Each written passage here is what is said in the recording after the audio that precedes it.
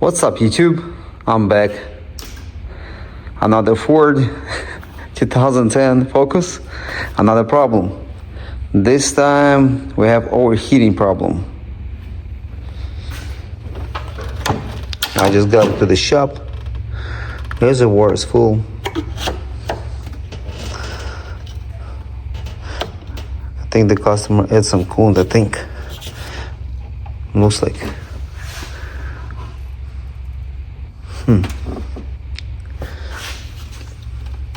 Because she said there was no coolant, so they add some coolant to it. Oh, it's okay. The radiator is empty. I mean, maybe not fully empty, but it's quite empty. Okay, so let's see where's the leak coming from. Let me start the vehicle and get it running, get it hot, and see where the leak is coming from. Probably best way to do the pressure test, but at this moment I don't have the pressure test. It broke down. I accidentally dropped it and broke, so I have to get a new one. But at this moment we have to do old-fashioned way.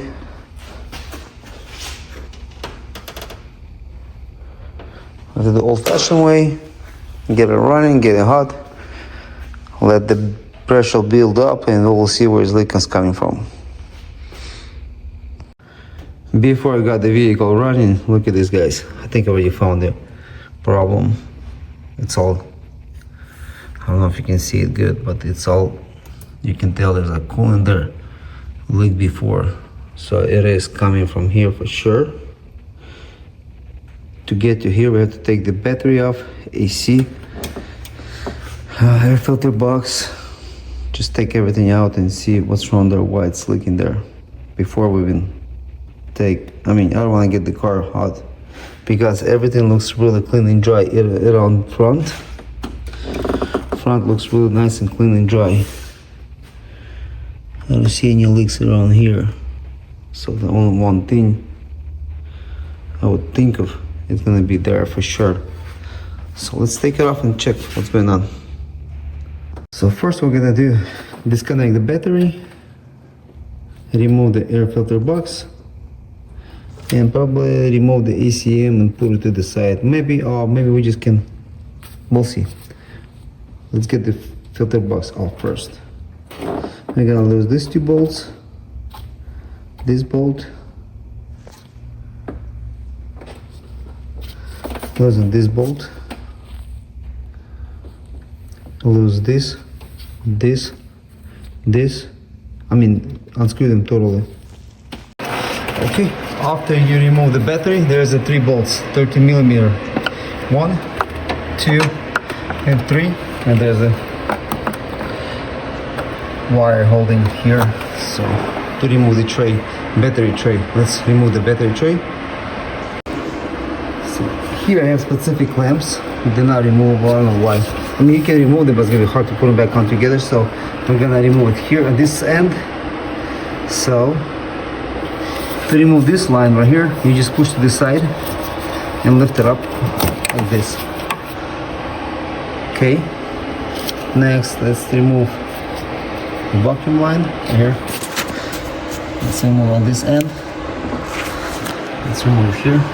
Next we have to remove this plug, but remember, there's a lock, like a red color. You have to pull it out, because if you don't pull it out, you won't be able to press on it to pull it out. So we got this off, we got that off. So next we're gonna get this loose. Oh, it's loose, it's weird. Okay, it's loose already, I don't know why. Just like that. I recommend to put something, a rag or a napkin here. So, it's closed, but still, so make sure there's no dirt goes inside there. The throttle body. Let's put something in there, like this. So I'm gonna put the rubber glove, disconnect the 8 millimeter bolt. I think it's 30 millimeter nut right here. disconnect the plugs. Already disconnecting the plugs while it's still attached. It's gonna be easier. And that's it. We're gonna just pull it out like this, just like that, like that. And the last one, let's just disconnect. It'll be easier to pull it out when you disconnected these two bolts. Probably when you put it back on, it will be easier to gently install them back. Make sure you align very straight so you don't break the pins, you don't bend the pins in your ECM because you'll be screwed. Oh, so let's see what we got here. Okay, so there's some kind of like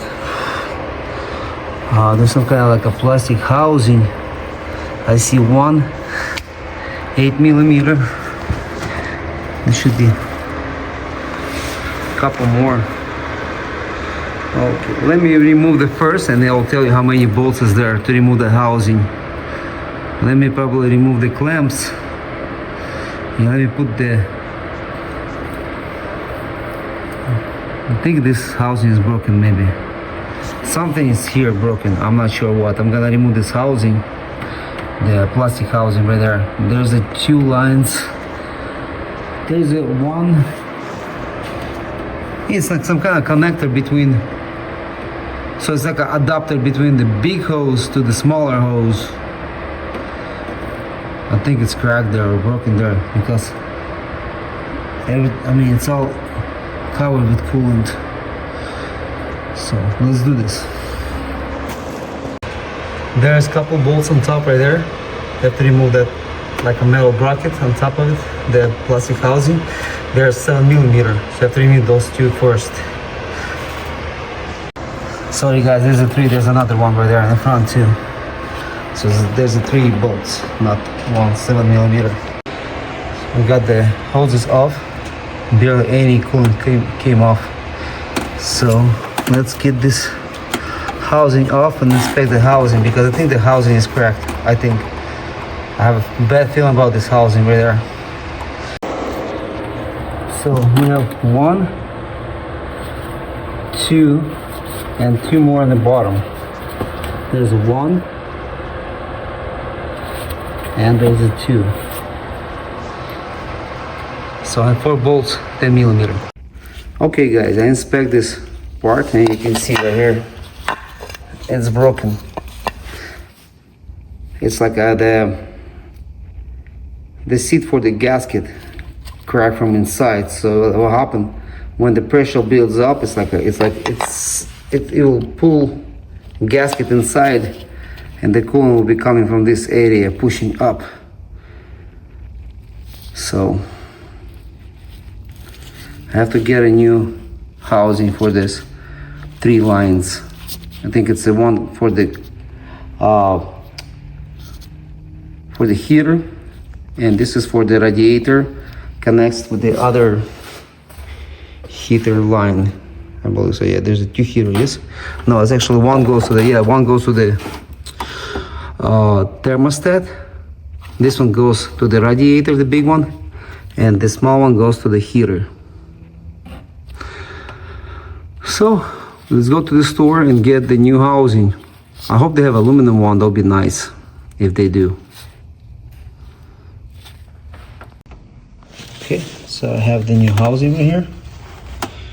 I'm gonna install the first line, the bottom one.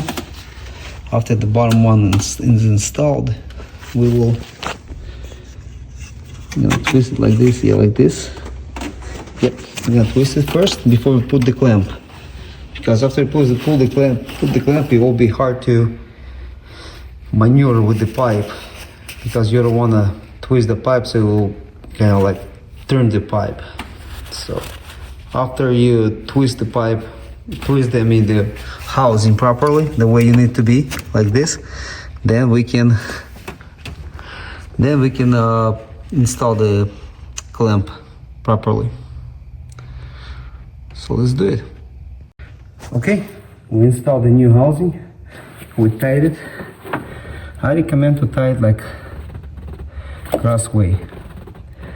With your hand, first tie all 4 bolts, then you tie a little bit this one, then you tie this one. Then you tighten this one, you tighten this one. Then a little bit tighter, you tighten this one, you tighten this one. So you can like go crossway, so the gasket will install properly. Now we're gonna put some coolant before we start putting back together. Make sure there's no leaks, nothing. Okay, so and I raise the car. The higher the better. When we're gonna put the coolant, this is the best thing to raise the front as much as possible, so it doesn't have an air plug in the system. So let's put coolant and see if we have any leaks. So the first we'll install the ECM. I installed the first bottom plug because it's easy to install them. I could install the third one, but I can install after I finish installing the ECM back on it. Or PCM, power control module, engine control module, however you like to call this thing. So let's tie the 13mm nut and the 8mm bolt and install the next plug. After that we'll install the 3 7mm bolts with there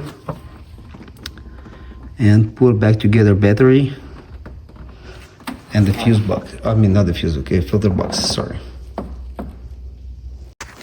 Why is a good thing to install the last plug, the last one?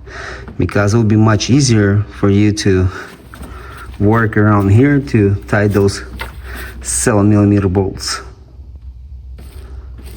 That's one of the reasons. Okay, we just installed that bracket, install the ECM properly, tied it. So next, let's install this battery tray and install the battery. After that, we'll install the air filter box. Let's add some more coolant. So while we're working, it will air keep coming up until we're done. It will be nice. We can start the vehicle and get the air faster out. Okay, we just installed the battery tray. It's a 13mm nuts in there. So let's put back together the battery. Okay, we installed back together air filter box. Plug it in, lock it up, tie it here, plug the vacuum line, like a breather line, vacuum line. Okay, let's make sure everything is good. Tie it here, tie it here, tie the battery terminal, tie the negative, tie it here. Everything looks nice and tight. So coolant we have all the way to the top.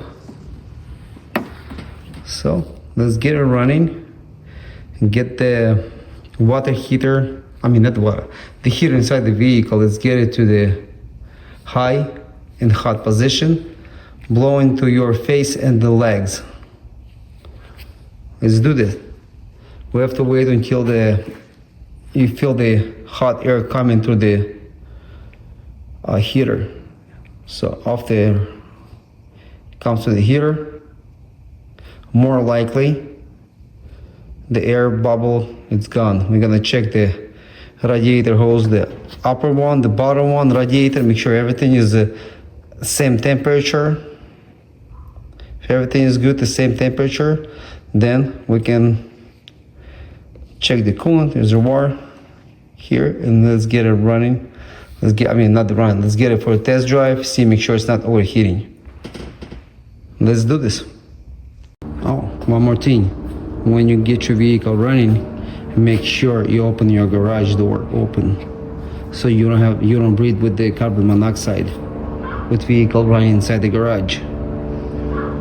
Make sure you do that. Don't hurt yourself, because carbon monoxide, it's poison. This thing is no joke. So let's go to the vehicle, let's get it running. So first, let's start the vehicle.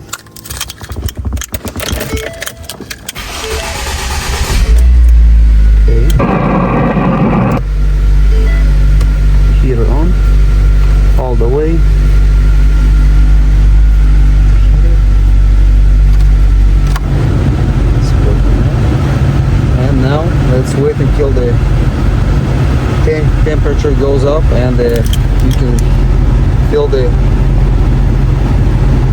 hot air coming from the vents. After that, we will check the radiator hose, check the radiator, make sure everything is same temperature. If everything is good, same temperature, we'll top it off the coolant and go for a test drive.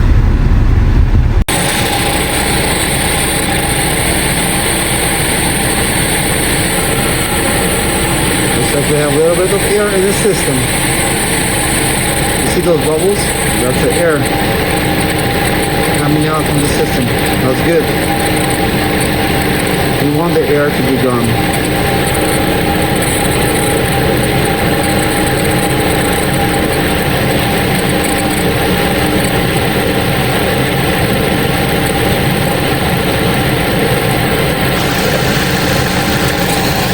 Look at this bubble. And let's top it up a little more. Best thing to raise as high as possible.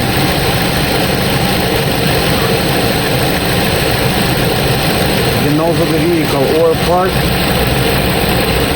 like up the hill somewhere.